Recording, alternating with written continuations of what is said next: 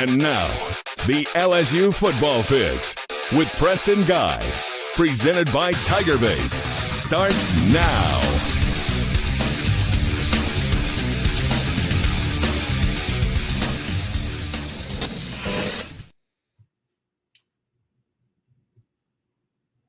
Unmute.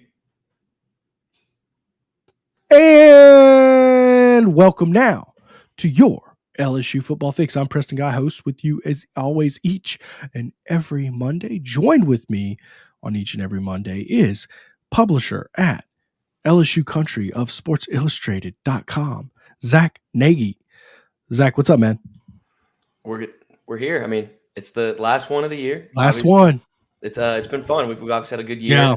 It was an interesting one, just with LSU kind of roller coaster ride and whatnot. But every Monday night, man, it's always been fun talking ball, catching up, talking about this and that. So it's we're ending kind of that chapter of football season. We're in the midst of crossover season with everything else, but just busy, getting out as much content as possible.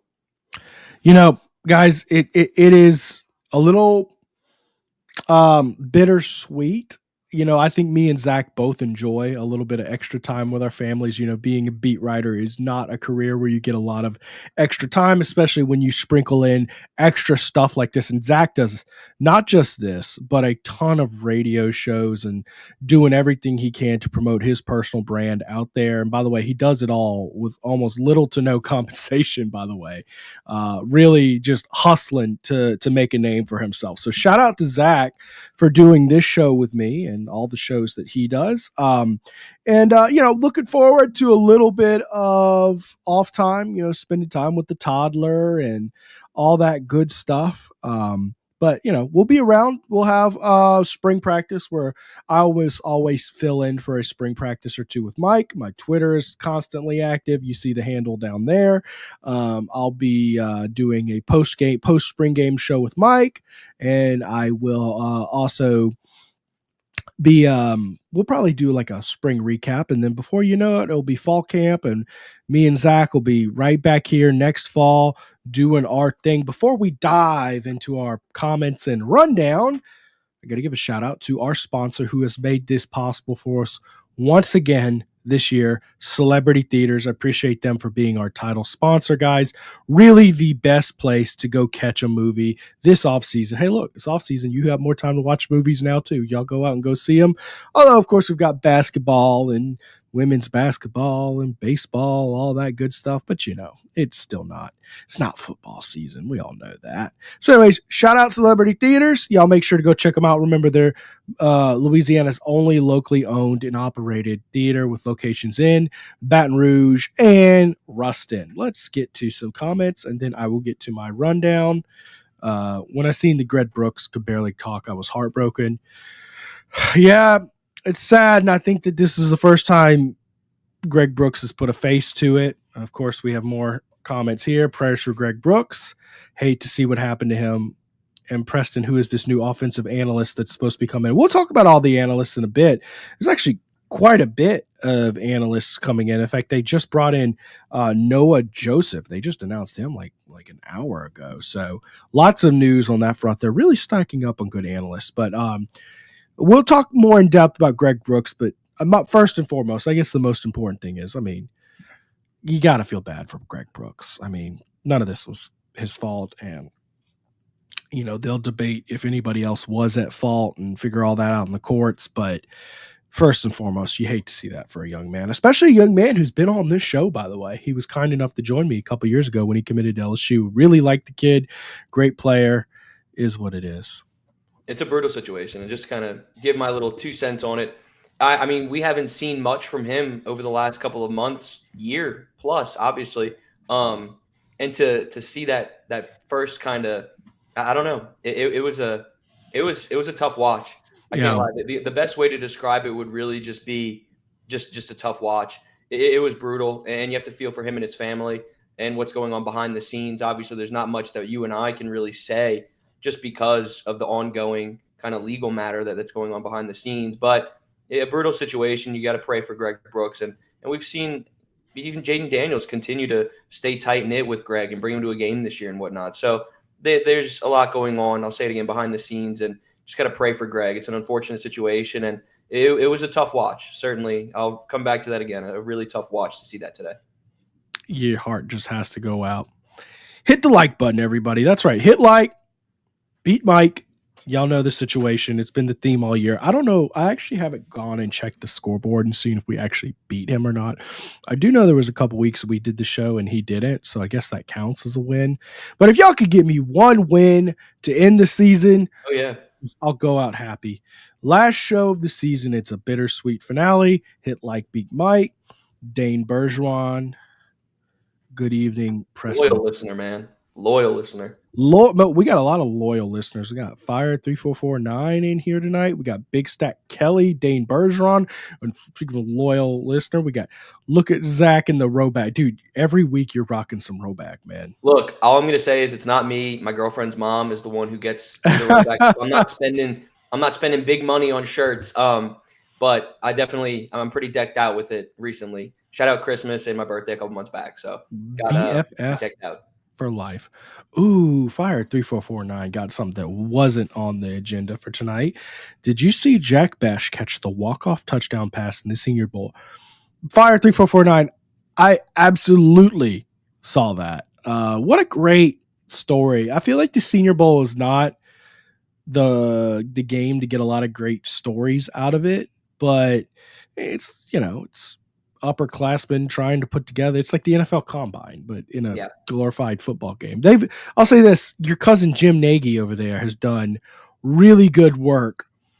Put that into like an event, like almost like the Pro Bowl, except for good. And not to cut you off. And by the way, it's a joke. By the way, everybody. Yeah, not his cousin. He just has the same last name. It's uncanny. It's uncanny. I wish him and I were related. Him and I are gonna have to make that connection at some point. But I'll double down on that, man. The way that they've made that Senior Bowl, I was about to say, I feel like there was much more buzz this year than in years past. And obviously the Jack Besh situation, and to comment on that, I mean, that was beautiful to watch him cap off the game in that fashion. But just feel like there was a ton of buzz this year. LSU shined. You saw Miles Frazier and obviously Mason Taylor play some really good ball and boost their status and their stock. But the event's becoming really good. You got to give Jim Nagy some credit. He's doing some really good things with that. You know what they did this year that was different is they actually allowed juniors to participate, which is such a smart decision. Like, I was going to say, what are your thoughts on that? But there we go. No, I mean, I don't give two flying flips if the kid is a junior, a sophomore. If you're going pro and you're done with college, put them in an all-star game. Yeah. Is that so hard to ask for? And it's cool because by including them, you get participation from basically 90% of your prospects. Like, I guess the only ones who would want to sit out are the ones who are locked up to be a first round pick. Because if not, you want to go out there and put some film out there. So love the event, love the job they're doing. And of course you won't claim Jim Nagy because Matt Nagy is actually your cousin, of course. Which one would you rather claim, Matt or Jim? I feel like I have to say Jim just right now. Recency bias. Yeah, I'll have to go with Jim. Matt not trending very well, is he? Anyways, but the Jack Besh touchdown, of course, his brother Tiger Besh was one of the people tragically killed in the New Year's Eve terrorism attack in New Orleans. And Jack Besh, to see him go out there and hit a walk-off homer to win the game.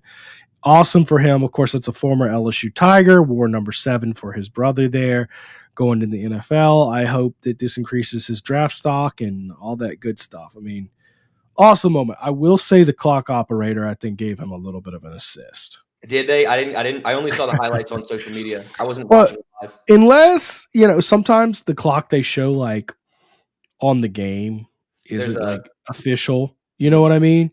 So there's a little bit of a lag or delay, and technically the time is kept on the field by the ref officially, right? But it looked like he walked in with 2 seconds left. I've seen it get pretty cooked before. I think that was no. We're calling it at that. Like, we're not doing a kickoff. We're letting this be a walk off, and we're done here. Where did you see? We saw him on Good Morning America, ABC. Put out a big old piece. If you haven't seen it, just go out and Google it, man. I mean, that is a big story. Very, very sad. The Strahan part too. I like that. I don't like that, but to see the connection between the two was super unique. It's a fantastic story for anybody that hasn't seen it. Strahan and the Good Morning America crew did really good. Nuss, man, I can't wait for the Nuss bus. We were in for a ride. Probably, hopefully, rival the 2019 Tigers. Look, I would love to rival the 2011 Tigers or the 2020, 2007 Tigers. I think 2019, in terms of the stars aligning, I mean, that's just come on. Let's rival another national champ. I do think the team's going to be really good. I think Nussmeier is going to be really awesome as well. I say that, but then LSU almost rivaled them on that offense in 2023, didn't they? Right. Okay, well, hopefully, let's rival 2023 and play some defense. How about that? There we go. YouTube commercials suck. I missed half of your comment when y'all were talking about Jack Besh. Boy, sorry about that. I can tell you Mike has been working to kind of make the ads a little more manageable. But so there is a way to do that. Yeah, in like the settings before the video. But, you got to understand, too, is like, I mean, a major source of revenue for our channel. Absolutely. A lot of how we pay our bills is through those ads. Oh, yeah. Like we sell the ads too. That's just kind of how life works. I don't know. We got to go to a boss man higher than me for all that. I would watch the Senior Bowl 100 times over the Pro Bowl games. Ugh. I can't watch it. Yeah, me neither. I just watch a couple clips later on. Like they'll put anything interesting out there. The Pro Bowl used to be after the Super Bowl, and they would wait like 2 or 3 weeks, and then they decided to use that week in between. And I'm just like, go back to the way it was, because notice that back in the day, players also took the game seriously. I just feel like it is a poorly managed event. I think the culture shift has shifted to, let's keep care of our bodies. You know what I mean? And less about like the same thing with opt-outs for ball games. It's that same culture that's taken over sports of athletes watching out for themselves and their future, and they're taking that into the Pro Bowl. Man, I think there's easy solutions, like offer the winning team $50K extra. Isn't that kind of what baseball does? Well, baseball has a crazier incentive. It was I don't know. I think the NBA was doing something different like that. You're right. Whatever they need to do, they just need to do something. Somehow, some way, incentivize these players to actually play in the game. Because I watched some old Pro Bowl clips of like 2006, and let me tell you, that game was hype. Okay, especially like when you're in an intense game and a new quarter comes in and you got to pull out Peyton Manning for Michael Vick. You know what I mean? And it's like, ooh, this guy sucks. Like God, I just miss those days of actually showing an all-star game. But the Reese Senior Bowl, you do kind of get that, with the college level at least. That being said, let's get to our rundown tonight. Tonight we're going to talk about LSU hosted a huge junior day of muted again. Boy, I accidentally pressed that button there, and look, Franco Nation had a comment about that. You catching the mute? I'm sorry. I just bumped the button every once in a while, and it mutes me. I don't know what to say.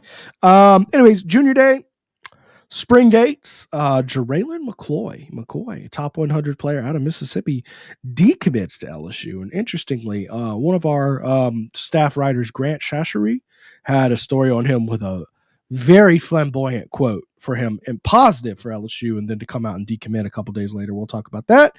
LSU, of course, brings in a few assistants: Tim Rattay, Alex Adkins, Noah Joseph, Lance Guidry, and we haven't talked about Alex Adkins, the tight end coach they brought in. So we'll touch on that. So we're going to get to all of that.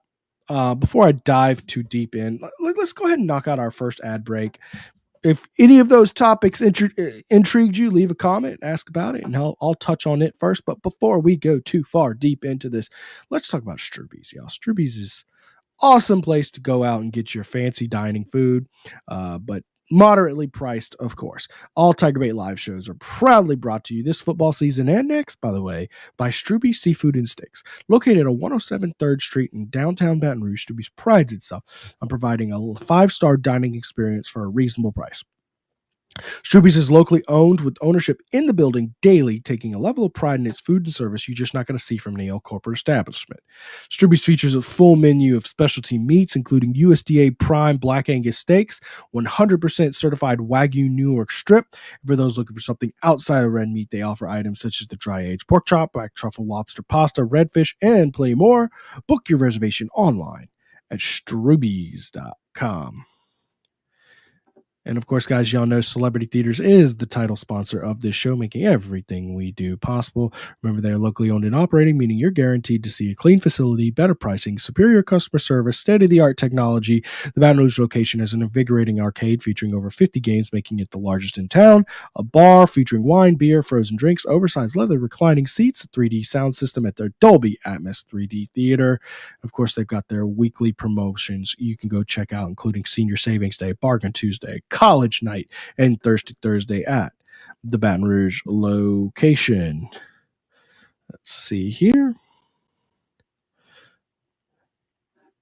Hey guys, let me tell you, the baseball, basketball gear, it's all rolled into Alumni Hall. You can go check it out right now. Guys, it's the best place to get all your officially licensed LSU gear. They're your ultimate shopping destination for an LSU fan. They've got it all from the new Nike gear, Champion, Johnny O, On Reserve, Peter Millar, Southern Tide hats, Yeti Gibbs accessories, and more. And new stuff coming in daily. Shop at their store in Perkins Row or anytime online at alumnihall.com. Remember to use promo code TigerBait for 10% off your order. That's promo code TigerBait for 10% off. And guys, remember, if you shop online, they're shopping locally out of Baton Rouge. So, they're going to have good stuff here in town. You don't have to worry about, you don't have to worry about it taking 3 or 4 days. It's going to get there a lot quicker. A lot of times people get it either 2 days or the next day. Drive in style and luxury with a new Genesis from Genesis of Lafayette. Buy a 2023 Genesis G70 3.3T Sport Prestige Executive Demo and pay only $39,870. Buy a new 2025 GB70 and take $2,000 off the MSRP with value owner, competitive owner incentive, plus finance for 2.99% APR for 60 months or 3.99% APR for 72 months. Don't forget to start your shopping online by visiting genesisoflafayette.com. There's a reason they sell more Genesis than any other dealer in Louisiana. For the very best buyer experience of a new luxury SUV or sedan, call them toll-free today to set up your test drive. 877-856-2961 and tell them TigerBait sent you in. All righty, let's see here. Preston, is that Tim Rattay, the quarterback from Louisiana Tech? Fire 3449, it is indeed the same one. Did you know Tim Rattay passed for 12,000 yards at LA Tech? That's unbelievable. I knew there was a connection over there. I know he was kind of highly regarded, but I didn't know he was doing all that. He was a stud. And by the way, he was in the NFL. He had a nice cup of tea as a backup quarterback. I think he backed up Vince Young for the Titans, played for the Cardinals. He was a solid player, but he's mostly been he was actually a quarterback's coach for the Washington Commanders for a year or two. I was reading a little bit about that, just like try to get a little bit of history on him and see what I could find. I know his coaching career seems like it's obviously on the upward trajectory, but I had no idea he was a baller on the gridiron too. That's interesting. Yeah, no, he was a really good player. Of course, he was a 7th round pick. I mean, but of course, that's just playing for a G5 school. It kind of is what it is for those guys. But he coached in semi-pro football. He coached at Louisiana Tech. And of course, there's some familiarity with Joe Sloan, which I'm sure he's looking forward to, because one of the analysts he did work with at LA Tech did move on and take an offensive coordinator job, I believe, for Coastal Carolina. So, some familiarity is good. He also was quarterbacks coach and wide receivers coach there. Redskins for 1 season, and he's been at Oklahoma State for the last 4 years. I do believe he got let go this year because Oklahoma State went 3-9 this year. Is that right? Brutal year.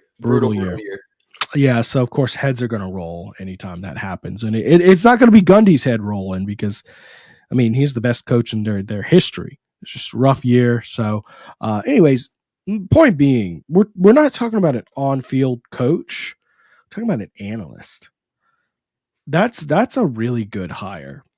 I agree. And for me, to go out and get somebody like you were saying. I mean, all I'm going to do is sit here and echo the same sentiment. Somebody who has on-field coaching experience, has done this, done that. Get him to come in and take kind of when you're looking at your kind of hierarchy, a little bit of a step down. Obviously, you're moving to the SEC, but to take an analyst role and come in under Joe Sloan and company, I think it's a really big deal. It's a really good hire, and I think it's going to be a good one for this program moving forward. And it's one that's really highly regarded by a lot of people on the outside as well. So excited to see what he can do once he's in Baton Rouge officially.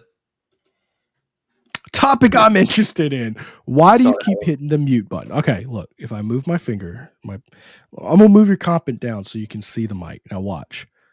Boop. All right, now it's not gonna. There we go. Say it's just easy to bump it, and now I'm trying to do it and I can't do it, of course. But anyways, that's why it happens. It's just a little mute button on the top of my mic. Maybe I could like twist the mic a little bit, make it a little harder to do or whatever, but is what it is. All right, here's a really good question. And this, of course, has to do with LSU's junior day, or is at least adjacent to junior day, because this guy was on LSU's campus. He wants to know which of the 27 quarterbacks is LSU's primary. Now, a lot of people like Peyton Houston, of course, Pop being his nickname here. I mean, Elijah Haven has to be the guy they're going after number one, right? Yeah, I think when it comes down to it, it's Elijah Haven.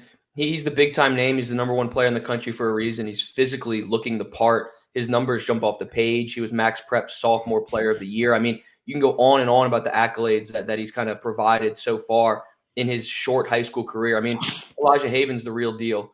This is a guy who is just sensational. So I think if you're looking at who the primary quarterback that they're going after, it's certainly Elijah Haven.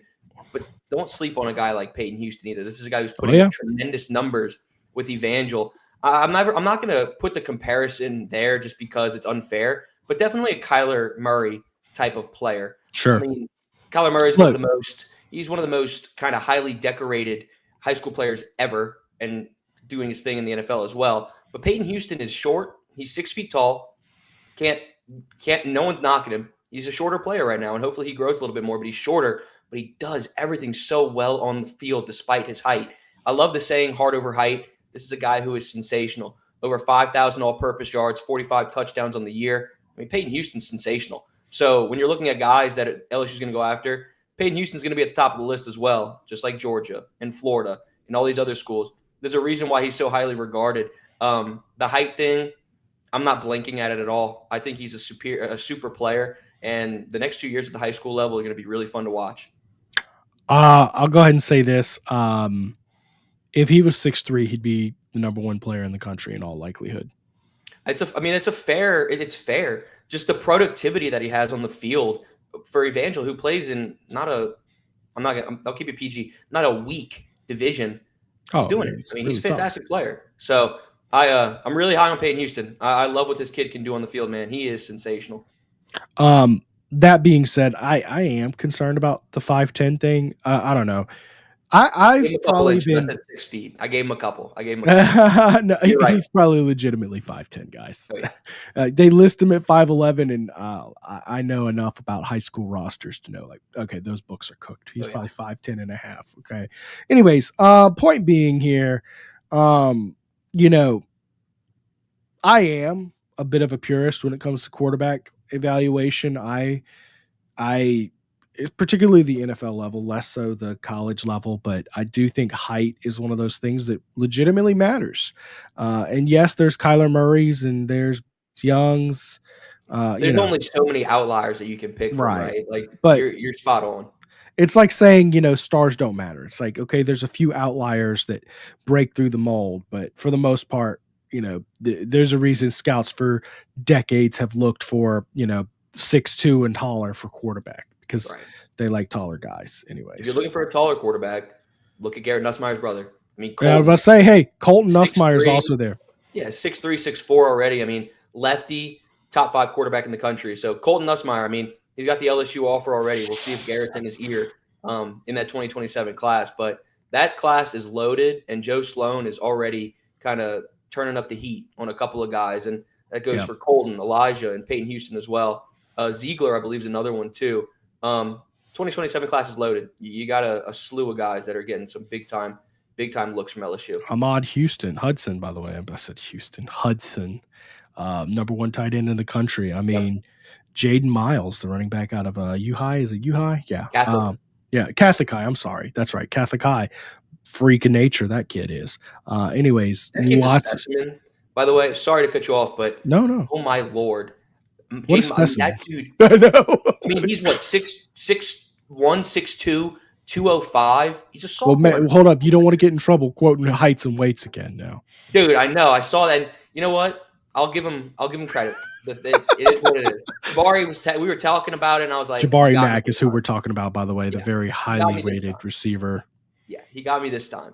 We were talking about it. We had a laugh, but he did get me on that one. But man, Jaden Miles, that's a monster. And he's the first offer that Frank Wilson's kind of handed out in that 2027 class. So that's going to be one to keep tabs on. Anyways, lots of freakish talent. I do make a prediction about that trio of 2027 guys. Obviously, it's not the only quarterbacks from 2027 on LSU's board, but it seems like 3 that LSU has a really good in with. I think one of them reclassifies to 26. I just think that it's so common, especially for quarterbacks nowadays, especially when you've got a guy like Elijah Haven who's been on radars for college teams since like 8th grade. I mean, he's not new. My only question to you, hypothetically speaking, if somebody reclassifies, I think the only one that could probably do it, like you said, is Elijah Haven. Just physically looks the part. Do you think him reclassifying would hurt the chances for somebody like LSU, just knowing that you have Van Buren in your back pocket right now? Do you think that would maybe hurt the future of him potentially becoming an LSU Tiger? Because we know all the programs in America are going after Haven. But what do you think about that? Like, do you think that would hurt? I talked to some NIL people behind the scenes recently, and they say Matt Bowers is a big Ole Miss guy. Like, he's done a little, like, dipped his toes in the water helping out LSU. Is he an Ole Miss alum? He's an Ole Miss alum. But not only is he an alum, he's a massive booster. Okay. He loans the team his private plane when they need it. I mean, he is hotty-toddy full. He just kind of keeps it under the radar because he's a New Orleans automotive mogul. You know what I mean? Like, he's trying to get his sales. But make no mistake, that is a big play. But talking with people, it's like, a lot of times these schools funnel their NIL money to kids in high school. It's legal now. It's perfectly allowed. And the kid can silently commit or vocally commit any money that the team has given that kid until they sign the dotted line. It's that you cannot go to court and prove like this money was for going to Ole Miss or whatever. So all I got to say is if you want Elijah Haven, you better get to donating to our friends at the Bayou Traditions Collective because it's going to be a bidding war for him. I don't know if him reclassifying or not helps or hurts. Okay. I do know it helps LSU's chances to land more than one of these guys because there's 3 you'd love to take. But anyways, very good question there, Lee Hunter. That opened up a nice long comment dialogue. from Big Stat Kelly, please. The last one. The reliable source for measurables. Look, that's what his girlfriend says. Sorry about it. We went on and on about it. I was like, there's no way you're 195 right now. He is. He's put on a ton of weight. Those numbers were his freshman year numbers that are still on 3. So you're right. I absolutely got bodied right there. I love it. That kid, man. Off the field, obviously, that was funny. But on the field, LSU's going to have to start turning up the heat for him, man, because you got Texas A&M all going after Jabari Mack. That's who we're referencing there about the measurables. And, he's a true 6 foot, 6'1", 190, 195 pounder right now. So he's put on the size. He's growing, and he's at the top of LSU's radar right now. I'm trying to see if I can just pull it up and show y'all. So funny. I was like, oh, my gosh. I got to, go through his feed. Let's see here. Pretty recent. Was it the one about Kenny Darby and Jabari Mack? Is that it? It was the only. It was solo about Jabari.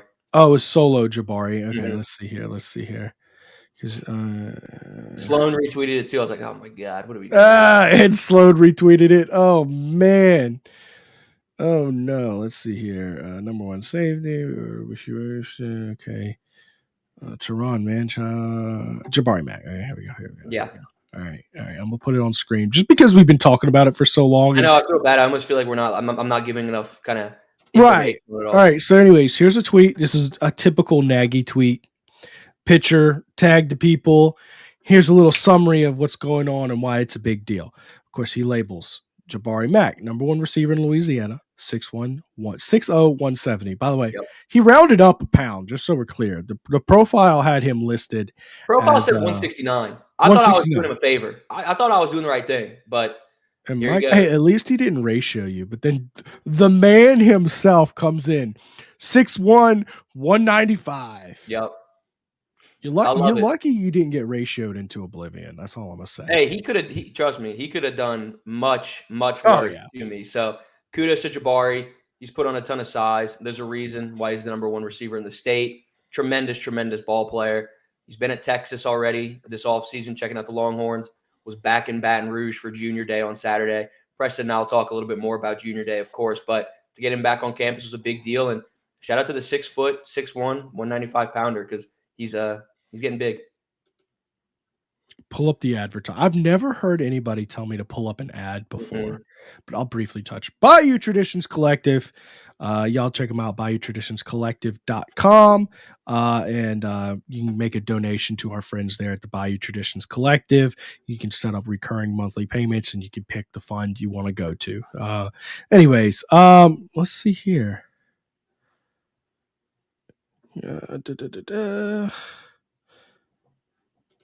Carl Dunn, Hudson's dad, of course, he's talking about Ahmad Hudson, number one tight end, played Antonio Hudson. He played for John Brady. Interesting. I don't remember that. I was pretty young when John Brady was coach at LSU, but that's good. So, anyways, they got a real good connection there with him, apparently. So you have to assume this trade as Green kind of getting some big time PT in basketball. It's got to help with the Ahmad Hudson recruitment. This kid's a phenomenal two-way athlete. Ahmad Hudson, if he wanted to, he could probably just go play college basketball if he wanted to. I mean, he's incredible on the court. So for me, he has an offer from McMahon already. Obviously, has a football offer too, and LSU's really putting the full court press on him. No pun intended. So I wonder if that kind of trade as Green if he want to try to replicate that. I'm intrigued to see how that goes about. But LSU's making a push for him, and Ahmad Hudson loves Baton Rouge. Well, and the system of LSU currently having a very tight end friendly offense. Yeah. A lot of good buzz. That as well, of course. Yeah. So anyways, LSU hosted a Junior Day. Are there any kids at Junior Day you wanted to specifically highlight other than Jaraylin McCoy? We'll talk about him later. Yeah, I think when you're talking about players that came to town, Blaine Bradford, Lamar Brown, obviously Jabari Mack too. A couple offers being dished out as well. It was a big time weekend. And for me to get Blaine Bradford back in town, and I'll keep the monologue to a minimum, but to get Blaine Bradford back on campus, rather, that's a big deal. This is a kid who was at Oregon last weekend. To come back and come on campus is a big deal. Obviously, his brother Jacob is already signed and enrolling this summer with the program. But Blaine Bradford, when you're looking at those must-haves, I wrote something about it today. Just when you're looking at the three must-haves in Louisiana, Blaine Bradford's at the top of the list. The number one safety in the country for good reason. He's built like a Mack truck. He's fun to watch. He's exciting. And his final five consist of schools like LSU, Notre Dame, Bama, Oregon, Ohio State. So he's got those heavy hitters in the mix. And then Lamar Brown. This is going to be a fun one to watch, Preston. I think this could be interesting because he's the number one interior offensive lineman in the country, but he could also play defense at the next level if he wants to at the defensive line. So he's a Swiss Army knife in the trenches. To get him back on campus after meeting with Brian Kelly 24 hours prior is a big deal. So those are the two kind of crown jewels in the 2026 class in Louisiana. Get them back on campus. Big deal. Big deal. I mean, and look, this was an event that was more so quality of player than volume of players. I mean, look, you talk about quality. I'll point out a few that I just know. I mean, Ahmad Hudson, Jaden Miles. I mean, you mentioned Lamar Brown, Blaine Bradford. I mean, these are all freaks in nature, man. I mean, absolute freaks we're talking about here. So lots and lots of good players here on campus and lots of committed players. Really like what they're doing with this Junior Day and recruiting classes as 2026 and 2027 now gets rolling for this team. I'll tell you this. Lamar Brown is an interesting one. He's a kid who I have been in contact with for probably 3 years now. And it's like, man, he's finally a senior, huh? All right. Well, he wants to go 2 ways in college. He really does. He wants to be The Travis Hunter of the trenches. And you best believe the Travis Hunter of the trenches. That's exactly what he wants to be, right? And you best believe the hype of Travis Hunter winning the Heisman this year has fueled all those expectations. And we've actually had a couple guys kind of reaching out to Lamar, and he's been pretty candid about being disappointed in LSU and their recruiting process. Now, of course, it's one of those situations where, of course, time will tell with this, and this was going into junior day. I should, let you know. I'm a little, I don't really want to read too much in his quotes coming out of junior day, because a lot of times it's like, well, of course, recruits aren't necessarily going to bash a visit. Especially, for PR reasons, if nothing else. But I think LSU's got some work on Lamar Brown.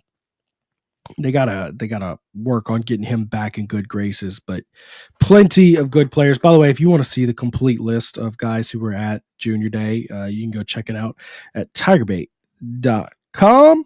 Now, interestingly, there was a player named Jeraylin McCoy, who walked into Junior Day as an LSU commit, top 100 player, defensive tackle out of Mississippi. Of course, massive. I'm 6'7", big player, athletic guy, really rising up the boards. He decommitted today. Like the Monday following this event, which is just strange because you almost certainly know the visit went poorly or something like that. But now all the buzz is him going to Ole Miss, and that Grove Collective is doing its thing. Thoughts on isn't that strange? Thoughts on Jeraylin McCoy? Yeah, Jeraylin McCoy, his recruitment's kind of been an interesting one to follow. He was injured during most of his junior campaign, so his recruitment was kind of a roller coaster ride. And LSU got him to shut things down in early January at the Under Armour All-American game, and that was fantastic. He's 6'6", 6'7". He's a big boy in the trenches. Mm-hmm. But Ole Miss and Lane Kiffin have been pushing all the right buttons. He's been there 2 out of the last 3 weekends, and he actually wasn't even in Baton Rouge last weekend. He was in Oxford. So to go back and be in Oxford, obviously they're doing something right. And ultimately you could potentially see him pop and go over to the Rebels. But it's been an interesting recruitment. You already have Richard Anderson in your 2026 class. Sure. That's your big fish, the number 1 defensive lineman in the state. For me, he has 5-star written all over him before it's all said and done. And we're talking about the Edna Carr standout, Richard Anderson. I love what he did during the playoffs this year in the state championship. He looks fantastic. So McCoy, all the best to him and what he does next, whether it's go to Ole Miss or another program. But to have Richard Anderson in this 2026 class, that's your headliner for right now. When you're looking at the handful, the 5 commitments that you have, they're all from Louisiana, and Richard Anderson is your crown jewel right now in that class. So excited to have him in the mix. And I know I'm kind of avoiding the McCoy talk, but to have Richard Anderson, that's a big one. And for what a positive sunshine pumper you are, Zach. I got to try to sunshine pump. Having McCoy gone, it's unfortunate to have him decommit, but ultimately, look, Richard Anderson is sensational. And him and Aiden Hall were both together this weekend as well. They're teammates at Edna Carr. To have him back in town is a big deal because he's going to be one that's commanding quite the payday before it's all said and done, I would assume. And Kenny Darby, by the way, guy we're not really talking about much. Very good player. Is it? I'm trying to think. Airline do I have that right? Yeah, Airline High School. So I kept on wanting to say Airline. I was like, wait a second. Airline never produces anybody. Is that the right? Yeah, it's Airline High School. I was thinking. I had a second thought. I was like, is it Parkway? No, I think it's Airline. Anyways, Airline. Anyways. LSU churns on. They announced their spring dates. We'll talk about that when we get back. Also, we're going to talk about a few assistants, and we are going to touch a little more in depth on the Greg Brooks story and situation, how it might impact LSU. Obviously, not a good PR piece. We're going to get to our final ad break, and we'll pop right back in after that. So with that being said, guys, let's of course thank our friends at Capital City Grill. Guys, one thing we try to do with all of our partners here at TigerBait, we sponsor with locally owned businesses that we've experienced firsthand and we know can we can endorse to provide an outstanding experience to our listeners. This football season, we're proud to add Capital City Grill to that lineup. Capital City Grill is your ideal lunch and dinner stop for a casual dining experience. Capital City Grill features a variety of sandwiches, burgers, seafood pastas, and steaks, and more, with almost everything priced at $30 or below for an affordable experience. Don't forget to celebrate a Tigers win at their Sunday morning brunch, 11 a.m. to 2 p.m. Book your reservation online tonight at capitalcityGrill.net, I should say, and make sure to let them know TigerBait sent you in. And guys, let me tell you, our friends at Celebrity Theaters, if you're looking for a private event where you're taken care of and a good time, good movie, comfortable atmosphere, look no further than Celebrity Theaters. Whether you're looking for a birthday party, private movie screening, corporate meeting, arcade party, guys, they've got the perfect facility to fit your needs and make a great event. Visit celebritytheaters.com/events or events@celebritytheaters.com to give them a look.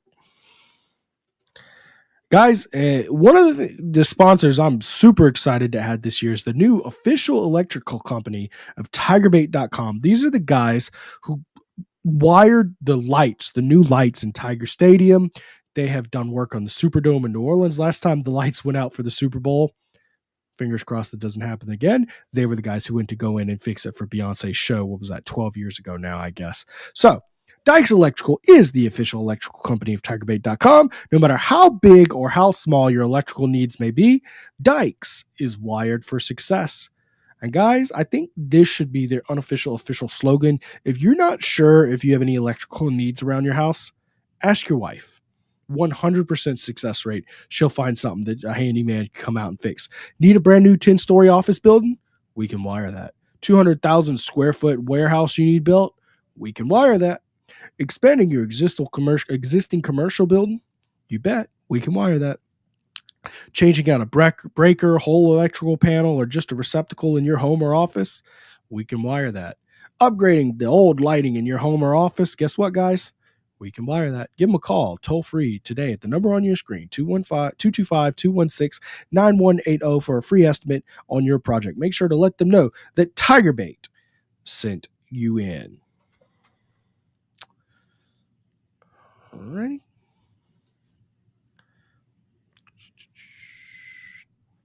At Rejuvame, we specialize in medically monitored hormone and weight loss therapy, giving you the energy you need for all life's challenges. Let us be your age-defying clinic.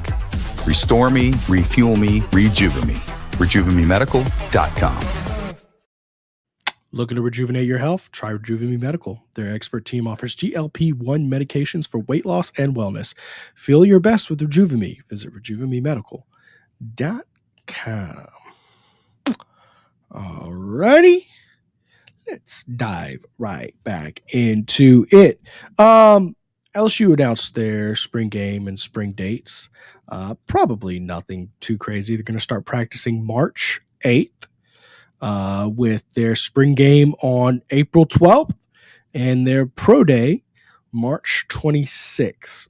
Is there anybody at the pro day you're most looking forward to seeing, Zach, how they perform?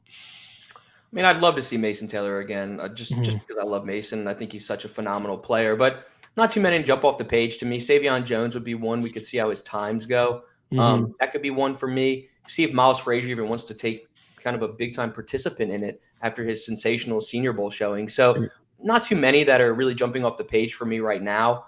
Emory Jones could boost his status a little bit more if he performs really, really well. But I think it's just going to be an event where a lot of the guys are showcasing what they can already do. I don't think there's going to be too many outliers or too many changes. I think a lot of the players have kind of solidified their draft status right now. But who knows? Maybe we'll have one of those guys who just absolutely jump off the page, and all these or kind of these scouts are just salivating at the potential that they attain. So we'll see. There's some players that could definitely make a bigger name for themselves. But for the most part, it seems like these draft stocks are kind of locked in. Right. And, the thing is like these combines for linemen, maybe they do a lot of bench reps, but it's not as sexy as like, the 40 time for a DB or something like that. But I think Mason Taylor will be the most fun one to watch, particularly. I hate to say that because I feel like that's so casual. Like, I feel like obviously he just balled out at the Senior Bowl. So I hate to say that I want to see more Mason Taylor, but I just love his game, Preston. I think he's so I fun. mean, to watch. absolutely. I mean, and look, he put on some good film both in practice and the game. So Oh yeah. love what you see out of Mason Taylor. I'm curious about his 40 time. What do you think his 40 time is going to be? Do you think he even run? A what? Do you even think he runs it? Like I don't even know what it'll be. You don't know, but I would wager he's probably about a 4.75. Okay. Which is good, by the way, for a tight end. I mean, it's real good for a tight end, especially one who's as proven a blocker as Mason Taylor is. So, should be interesting.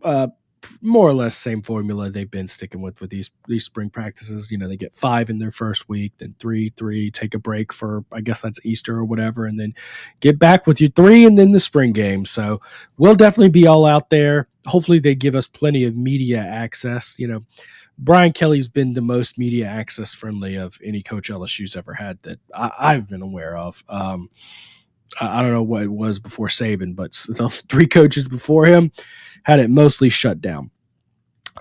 Greg Brooks, of course, extremely sad story. Of course, he went on Good Morning America and kind of showed himself, and he went with his dad. And you know, they're putting out some allegations that are strong. I don't want to touch too strongly on the legal ramifications of this.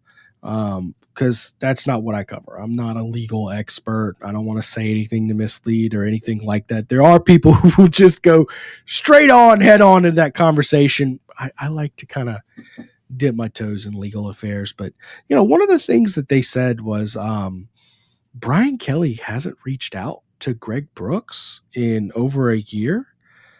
Thoughts on that, Zach? I mean, that's some not so good PR news for LSU, huh?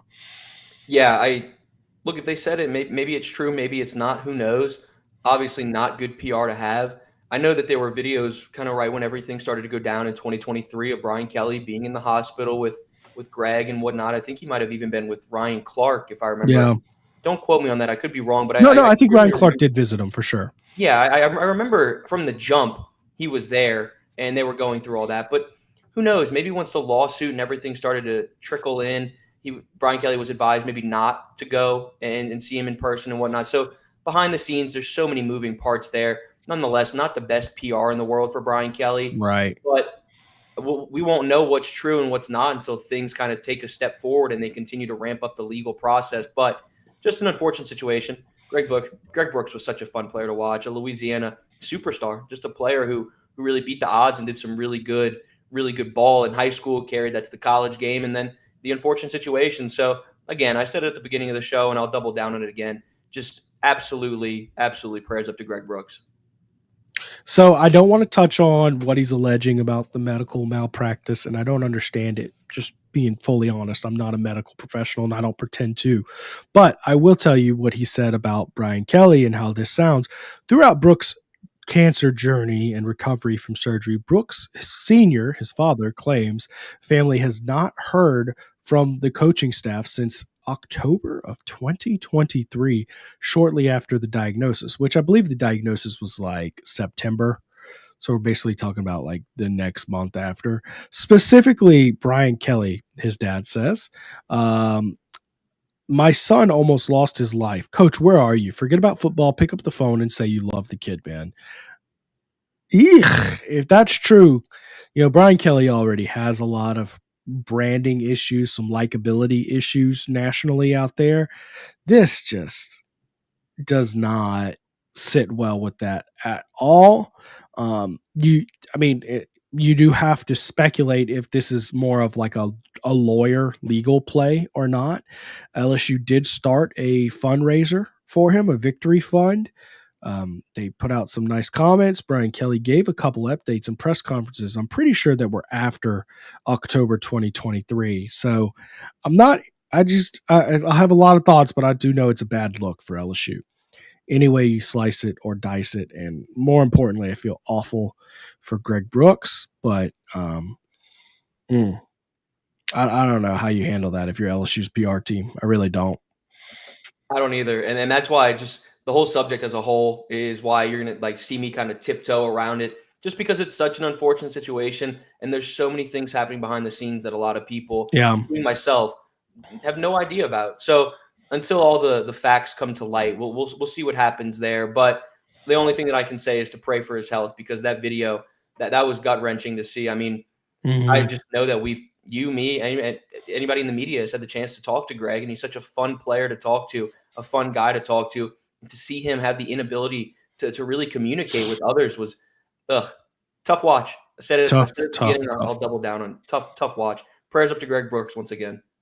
Yeah. All I'll say on LSU's behalf is most of the time when you see ongoing litigation, there's not a line of contact, because anything you can and say will be used against you, so it's one of those things like you can't really contact the plaintiff, you can't really contact the media, you can't speak on behalf of this simply because your hands are tied. You have to be very careful and calculated with what you say. So that's all. The only thing I could think of why they wouldn't have reached out to him is it's a legal situation. They can't do what they can't do. But seems like even with that, a coach could reach out and tell a kid, hey man, I love you and I'm praying for you. Messy situation. Not a good look for LSU. Great comment here from Big Stat Kelly. I think Alex Atkins will be the best staff hire this offseason. He'll make the run game run. Alex Atkins was an offensive coordinator for Florida State. He, of course, got canned, but I personally love the philosophy of hiring a coach who was at a higher level, right? He gets fired and then pick him up, because most of the time they were doing something good to get that position, right? Solomon Thomas, the 5-star offensive lineman, was committed to Florida State for a long time because of Alex Atkins. Excellent recruiter. Love what you're getting. It's a tight end coach. Now, previously he was an offensive line coach. It's a little bit of a change, but Zach, do you have anything to add on Alex Atkins? Yeah, I think it's a home run hire. You're getting somebody who has had success at the ACC level. Obviously, 2024 didn't go according to plan, where they ultimately canned both coordinators, but you have to do that to keep the fan base in check. You have such a down year. 2023, we know the story there, and there was success there. I mean, he's a fantastic coach. He has a great football mind, and coming in and taking over the tight ends coach is great. I think that's great right there. But to me, where I'm going to be having focus on is how he can develop the run game. Becoming that run game coordinator is intriguing to me, because we know Cortez Hankton is the passing game coordinator. We know that he handles business there. We know that there's no issues in the passing attack with LSU whatsoever. It's really just the run game and becoming a more balanced attack, taking the weight off of Garrett Nussmeier's shoulders. I think Alex Atkins has the chance to go down as the best hire this offseason. I think he's a fantastic football mind. Wait, of LSU or all teams? Oh, yeah, no, for LSU. Strictly LSU. But I think it's a home run. And like you said, ace recruiter. So I think, once again, everything is one with your recruiting classes. You have to dominate in that facet of the program. And I'm intrigued to see what he can do for this team. I'm intrigued to see how the run game develops. And I want to see the relationships that he builds with the players, because he obviously did that with a guy like Solomon Thomas already. And now you can continue to kind of propel your status with the rest of the crew. Excited to see what he can do. Big time hire. I love the hire. And again, we're talking about a tight ends coach. It's not super high on your totem pole. A guy who can help, rejuvenate your running game. We're also talking about a guy who, a lot of people forget he was the OC of that 13-0 Florida State team a year ago. He was the OC of the one that beat LSU the year before in the Superdome and went, won 10 games. It's not like he was a bum his whole time. He had some really good teams going on there. Of course, he's got roots in Tulane, where he was, O-line coach there for a few years. There's just a lot of things to really like about this hire, guys. So some good stuff going on there. And lastly, LSU brought in fact, just probably an hour before the show was announced that LSU will be bringing in Noah Joseph, who is a GM of East Carolina. He was the GM of Purdue before that. He, of course, has some time working as an analyst, and he was a defensive coordinator at Rutgers. Solid defensive analyst. I think that this year has proven to be a strong year for analysts and Brian Kelly hiring. Now we're just going to play the waiting game, see how they round out the staff, and we'll see how this team comes together in spring. I think I think expectations are going to be pretty high for this team in spring. I'm going to go ahead and try to wrap up the show here in just a bit. So if you have any last comments for our final segment of this football season, let me know. I do want to kind of get some thoughts on Zack. Zack, where we stand currently with the staff that we see, the players they've brought in, obviously that's going to be a moving piece. And then we have to see how they actually play together in spring ball. What are your expectations overall for this football team going into next season? Yeah, I mean, I think I'm going to be on the same kind of casual take as everybody else. Is you're entering college football playoff or bust territory. I don't think Brian Kelly can have any more of those kind of quote unquote mulligans. I think you got to come out this year and really hit it head on. The coaching staff is sensational. You went out and you made some big time hires, some support staff members that are key in kind of the success behind the scenes. And then there's not much that needs to be said with the transfer portal dominance that you did there. Offensively, you go out, you get Nick Anderson and Barry and Brown. In the trenches, you go and get Josh Thompson. You go and get a guy like Braylon Moore to take over your weakest link on the offensive line, and that was at the center position.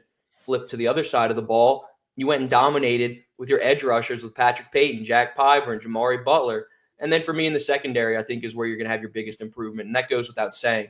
You bring in a guy like DJ Pickett, an early enrollee, who's already proven from people that we've spoken to and just the buzz surrounding Pickett is that he's making some noise, and he did that during bowl prep. So it's fantastic there. And then Mansour Delane, when I'm circling my guys that I'm most excited to see during spring ball and that spot, you know how it is once they let you in the gates and you get to go to the field and see where they're at. The guy that I'm going to be running over to just to see how he looks physically and his play style is going to be Mansour Delane. Just intrigued to see what they can do there. So you pair the success in the transfer portal with the success that they've had in the coaching kind of higher, that spree right there. It's a college football playoff or bust. 10-2 is the benchmark. You got to go 10-2. I know people like to talk and say, well, if you go 9-3, you could potentially sneak in. I don't think you want to put yourself up against the wall. You have to see other factors control your fate. I think really for you, you want to control your own destiny. And if you can go 10-2, not have any big time hiccups to teams that you know that you should beat, you're putting yourself in a position to get to the college football playoff. The world goes round in Baton Rouge. People aren't calling for Brian Kelly's head. I think that it puts you in a great position. So when we talk about kind of my expectations in 2025, it's college football playoff or bust, 10-2, have a big time jump on defense, and just have your offense become more well-rounded with the running game. And shout out Alex Atkins, because if you can get that run game going, you're going to be in a good spot. You'll definitely be more consistent as an offense because you got weapons on that offense as well. I love the roster and team they're bringing in. I love the coaching staff that they're bringing in. This schedule is the one thing I dislike. But that being said, what I've noticed throughout the years and watching LSU is anytime they have like a manageable schedule, you know, a lot of times mediocrity finds a way to manifest itself. That's what I've noticed. When you have flaws as a team, LSU had a pretty manageable schedule this year. It ended up being a lot tougher than we thought it was going to be, but you know, you went on the road and lost to a 500 Florida team. You know, I mean, when you have flaws as a team, they find a way to make themselves felt. That being said, when you have a great football team, look at 2019 LSU. They played a slayer schedule. Look at 2011 LSU. I mean, they just took them all on. So, you know, I tend to let the strength of schedule affect my opinion of the overall team and its record less. But think about this. You have to go to Clemson. Okay. Then you get Florida at home in September, which Florida is going to be one of the most improved teams in the country. September is where you know the direction that this team is going in. September is going to tell you everything you need to know. And it's unfortunate because, you know, everybody likes to talk about the gimmies in the beginning of the year, get your feet wet and all that jazz. You have none of that in 2025. That is going to be where you figure out the trajectory of this team under Brian Kelly in 2025. That September run, like you were about to hit on, I mean, it's challenging, man. It's going to set the tone. By the way, we've got Florida and Clemson. By the way, we haven't even made it to Ole Miss.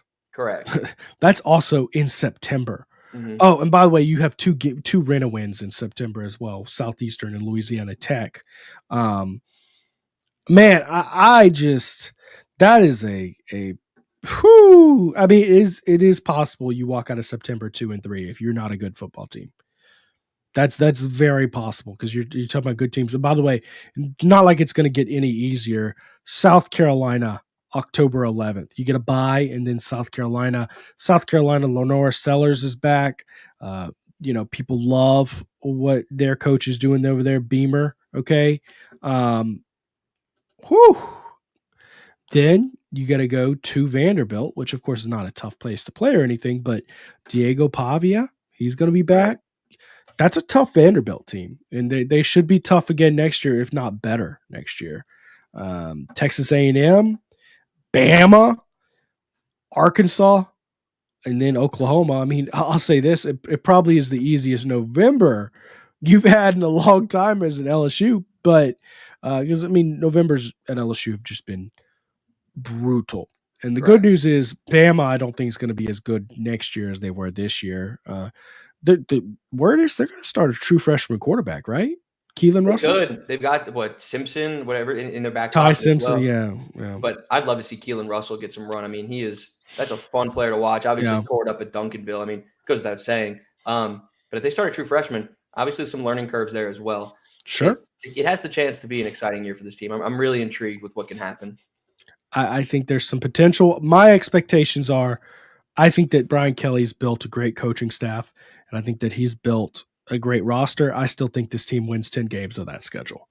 And I think you have to. Now, legitimately, there's a chance that if the same LSU team that rolled out there a few months ago rolls out, you could start loss at Clemson, lost to Florida, lost to Ole Miss, lost to South Carolina, lost to Vanderbilt.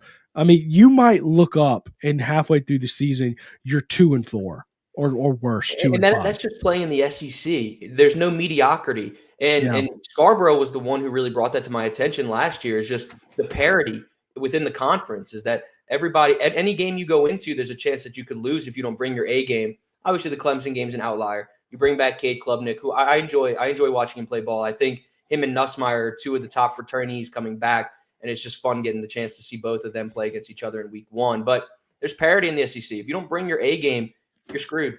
And that's going to be shown in September. That's where you're going to get the full force of what this team's all about, to see the trajectory that they're on. Absolutely, man. So got to get your act together. Yep. Gotta meet expectations. And I think if you don't make the playoffs with this roster and this team, that might be it. Brian Kelly won't get fired. Let's put that out. The buyout's too big, but he might lose support of the fan base next year. So we'll see, guys. I just want to thank all y'all for watching the show this year. It was another really successful, great year. I appreciate everybody who takes time to listen to the show. If you want to keep up with me this offseason, follow me on Twitter at pguy77. I'm posting all the time there. You can follow Zack at znagy20. We're always keeping up with our content there. Make sure to stay subscribed to the channel. Mike and Buddy will still be doing their Wednesday show. Mike's also doing a women's basketball show on this channel, which is it was a great show to watch. They launched it last week. They'll be continuing to do that. We'll be doing practice reports for spring practice when that starts in March, which, we're only 2 months away from that. So it's really not that far away. And of course, we'll be back with this show in the fall and our post-game show. I just want to thank each and every one of y'all for watching. Personally, it means a lot to me that I can come on, press play on this channel, and just talk to thousands of people about football. So that means a lot to me. Zack, your commitment to this show means a lot to me because, like I said, guys, Zack does all his spots for basically no compensation. He does it just to grind and build his brand. So, it's been really cool watching you the last 3 years kind of go from a relatively unknown, ULL student reporter to, your name's out there. People know you now, and your tweets pop off, and I see that. So it's been great. So appreciate you and appreciate everybody for watching. Guys, we'll be back in 6 months. See you then.